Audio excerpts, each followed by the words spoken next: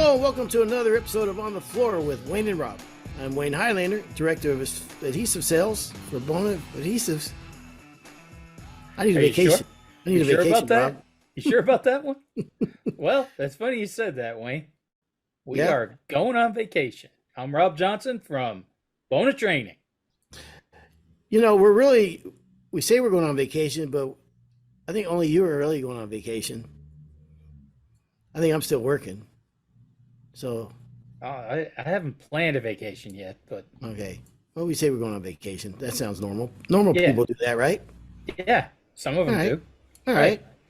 Well, here's an episode I really think you're going to like. Let's take a look back. Welcome to another episode of On the Floor. I'm Wayne Highlander, National Sales Manager, Bona Adhesives. And I'm Rob Johnson from Bona Training. All right, Rob. I thought today we'd talk about power drives and everything that encompasses working with a power drive. You know, back in the old days of doing floors, we had three things against the world, right? We had the big machine, we had the buffer, we had the edger against everything. You know, if a herringbone floor, if you had what I call hallways running the wrong direction, we used to do a lot of work in San Francisco, and it wasn't uncommon to see a hallway that was 3'4" wide by 45 feet long, going the wrong direction, going the short way. And you knew that you had to have your best edger on that job, especially you're going to dark stain, maybe you're going to semi-gloss finish or whatever. That was going to be a challenging job. Did you install that job? Was that your install? We did a lot of installs that way, absolutely. Yep. A lot of remodel work back in the 80s where we put them back the way we got them, just do it a little bit better. And so, yeah, absolutely. But, you had to put your best guy on that job. And that was a challenge, man. And this goes back before palm sanders and stuff, right? So you put the best guy on the job for doing that? Yeah. So it was one of your brothers? Could have been. Yeah. Could have been. Yeah. I like to think that I was... You would go for coffee or something, correct? You'd go get sandwiches or whatever. Yeah, no, but I will tell you about going and getting sandwiches one time. Now, my brothers are pretty tough guys, right? And later in the career, now we've been working together about 10 or 15 years. The rule was if you left the job site, you better come back with something, right? You better come back with a Coke or Snickers bars or something. You better bring something back. Yeah. Something cold or hot to drink. Yeah. Never, ever show up on a job site empty-handed. No. But I did. I came back. It was hot in October, summer in San Francisco. Summer is like September and October, and it was hot outside. I mean, working hard. Now we're down to the hand sanding. Yes, hand sanding, part of the job. This is before anybody used orbitals. 60 grit. That's why everybody's hands were bleeding at the end. You get in the shower at the end of the day after hand sanding all day. Man, your hands are on fire. I'll give you a little heads up about Pauline. Okay. She loves the rough hand back rub. That she loves it. Oh, I don't think you do. Yeah.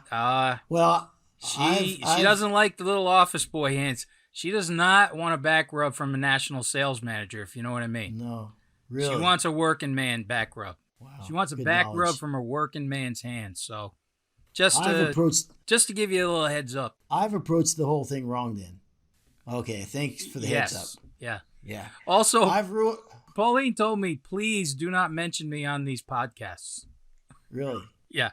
Well, I've already sent the next gift, so, it's a little bit late then. That's all right. I got the burn pile always ready. Okay. I've ruined a lot of my wife's stockings with after all day of hand sanding on the floors. But on this particular case, I didn't come back with anything. And it's hot and the guys are sweating and what have you. And I went to the distributor. I picked something up that we needed for the next day. And I got back and one of my brothers wrestled me to the ground and put my hand on the ground while the other one got the 8-inch drum sander out and with 36 grit on it and brought it up perilously close to my hand for not bringing anything back to the job. That's how you learn. It's kind of like James Bond in Goldfinger. Remember that scene in Gold? Yes. Absolutely, yes. Brothers can be tough, man. The golden beam heading right for you know what. So that's what we had back in the day, man. That was the technology, and your mechanics had to be, back then it was before belt sanders. We all ran drum sanders, and just the way you loaded the paper on, how much you tighten it on. Talk about working through chatter and that kind of stuff, and really taking care of your machines. But that's what we had. The technology today, man. We had a guy who trained guys on our crew. It really wasn't my dad or my grandfather or uncle. We had a guy who specifically trained people. Little French guy. Everybody hated him. He was miserable, but the guy was a master at training. And one of the things that he said when you were talking about loading paper is 60% of getting this machine right is learning how to put the paper on. Once you can learn to put the paper on correctly, the rest is pretty easy. Yeah, that's true. It's a big part of it. And we always say sometimes it's not the machine, it's the guy behind the machine. That's a whole nother, we can get into that in another podcast. What is this podcast about again? Power drives, newest technology. You know something? The power drive. Let me give you what I talk about at the schools with the power drive before we hear another Wayne and his brother's story. I think one of the biggest issues that guys have today is labor. Would you agree? There's no question. Labor. It's impossible to find labor. And then when you finally do find that labor, he's going to cost you money for the first 6 or 8 months. You are not going to make any money with this new guy because all you're doing is training and fixing his screw-ups. And at the schools, we have a lot of first-time guys. A lot of rookies come to the school. And it's one thing that I'll show the owner of the company is right away with a power drive, this guy is making you money. Within 2 hours, he is an asset to your crew.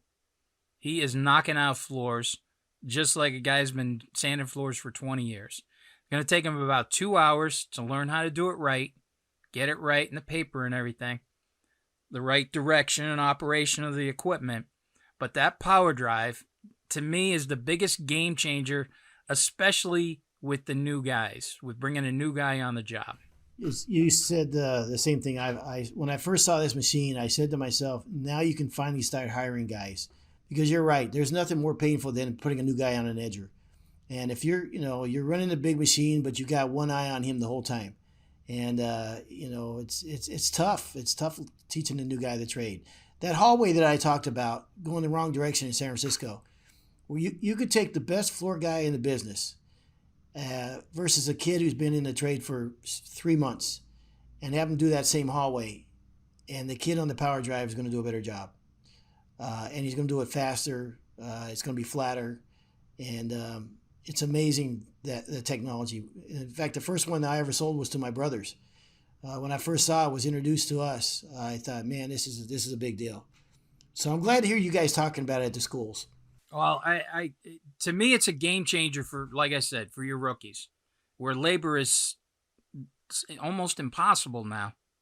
Guys, I mean, you talk to every person, every company that comes to the schools, that's what everybody wants. It's labor. They can't get enough guys. They can't get good guys. They can't get guys to show up.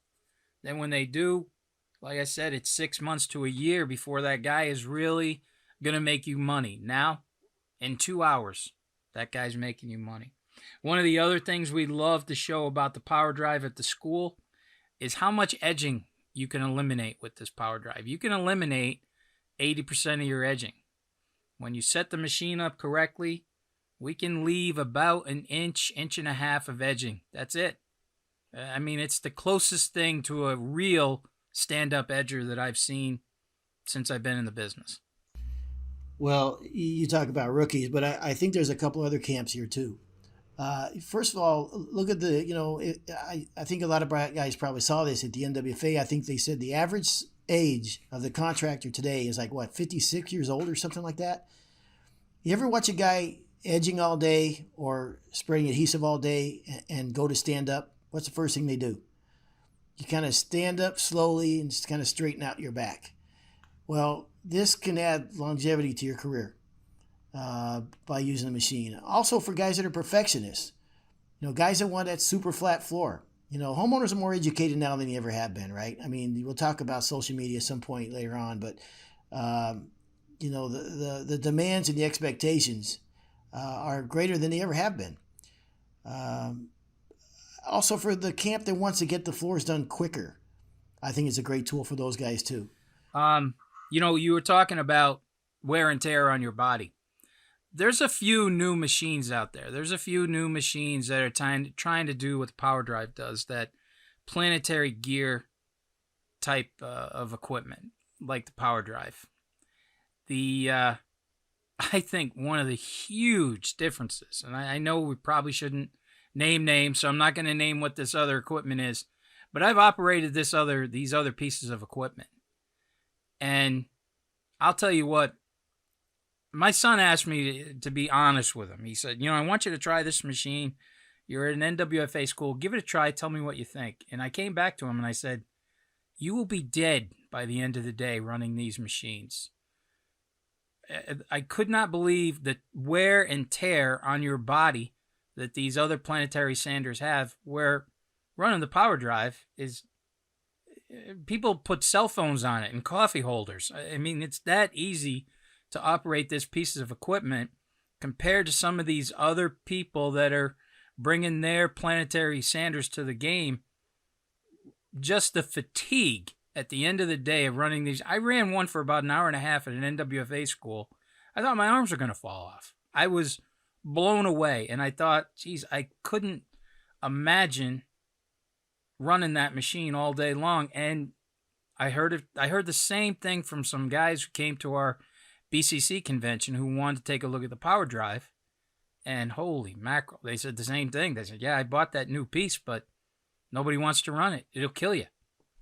Where this is just so simple to run. In the past, you go to these retail stores, you look at these high dollar floors, these pre-finished floors that the designers, everybody wants that look, that Ceruse look, the wire brush look that we could never reproduce on site. They would have to buy a pre-finished floor, but now you can now do that with a site finished floor. And so, talk about the wire brushes and some of with the weights and some of the things that are going on with that machine. I'm fascinated. Well, by when they first brought that machine out, it was the planetary type sander, and now we found that there are so many other avenues to take it in. I was doing a class in Philadelphia, and we were showing the wire brushing. That's one of the new attachments for the Power Drive. You get a set of wire brushes. And now with the weights and everything, that wire brushing is just, amazing what you can do with this wire brush.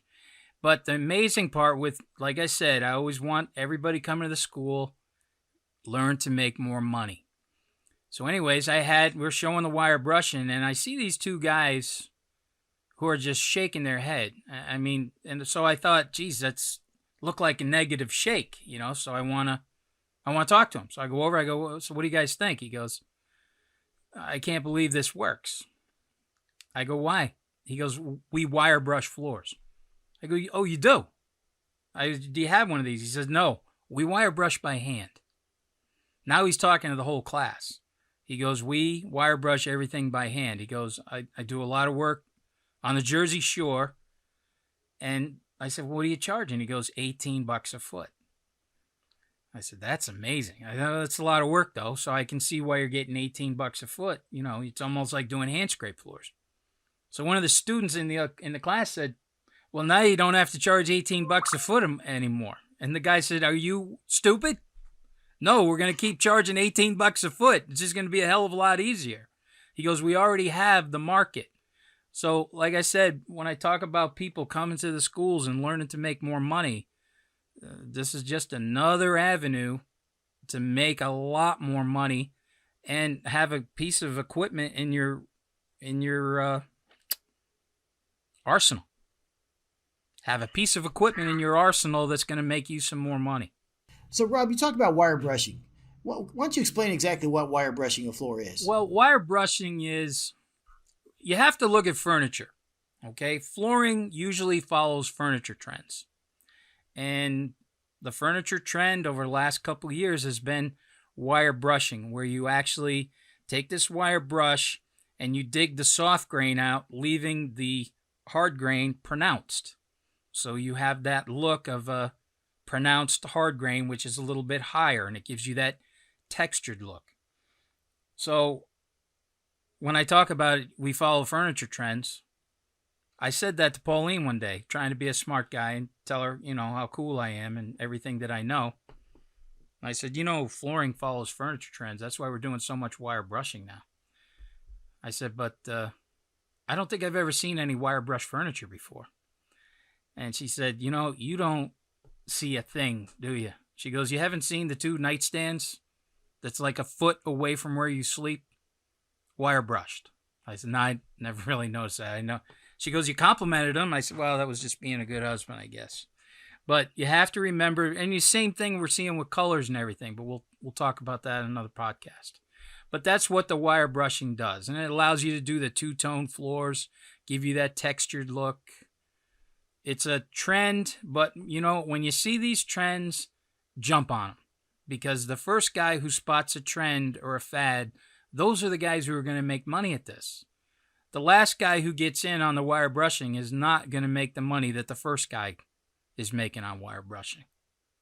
I told Pauline that your 2 pieces on the side pieces on this by the bed are beautiful.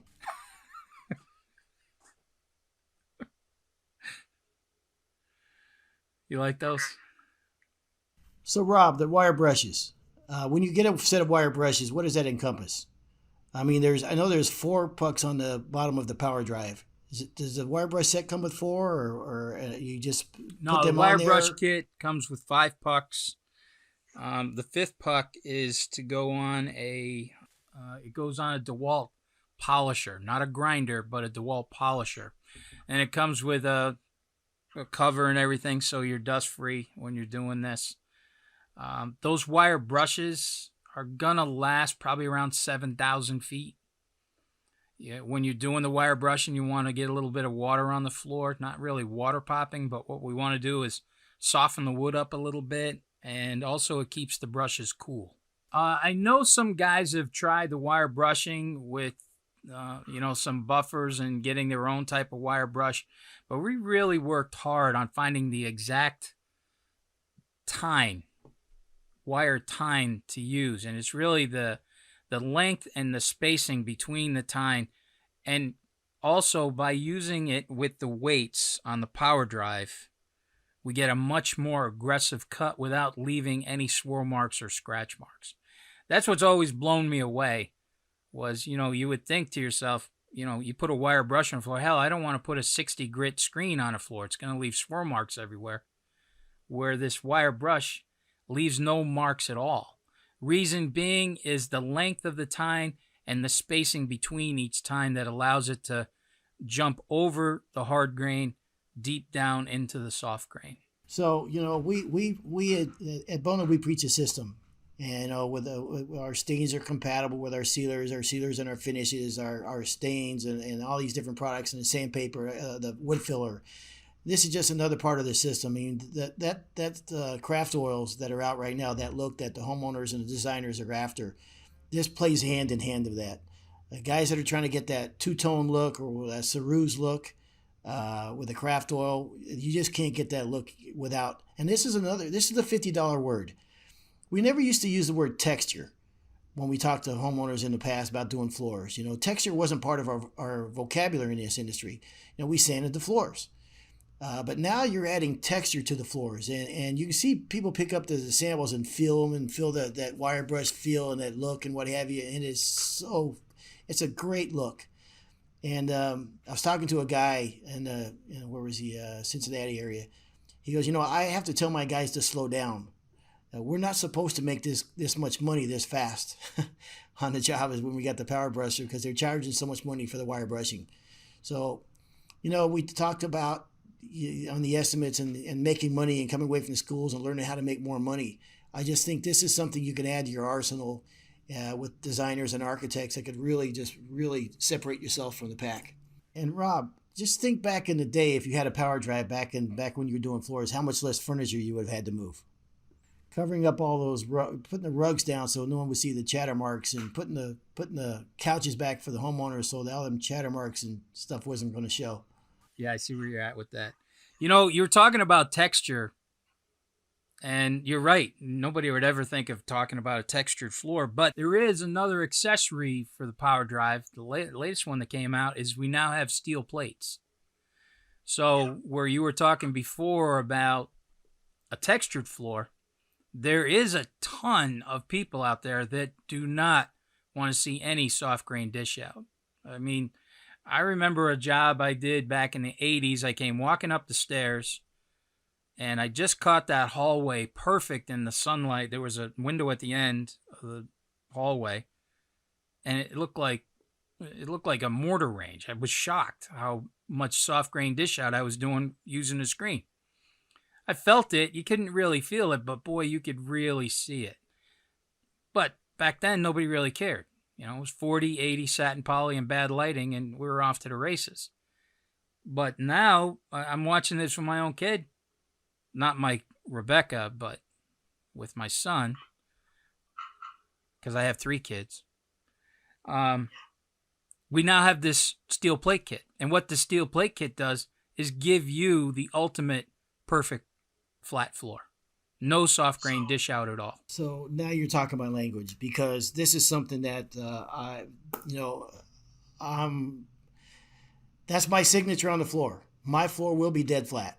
That is. I mean, that's my goal on every floor, and I don't care what the homeowner thinks. As a craftsman, I want my floor to be dead flat, and the steel plates are a huge asset in this. In fact, my brothers were already fashioning their own steel plates because of that. We just try to take it up another level. And I think the steel plates has been a huge addition. Also, the weights. If people had the Power Drive before the weights, or if they're not using the weights on the Power Drive, man, that is a game changer. That puts that Power Drive on steroids.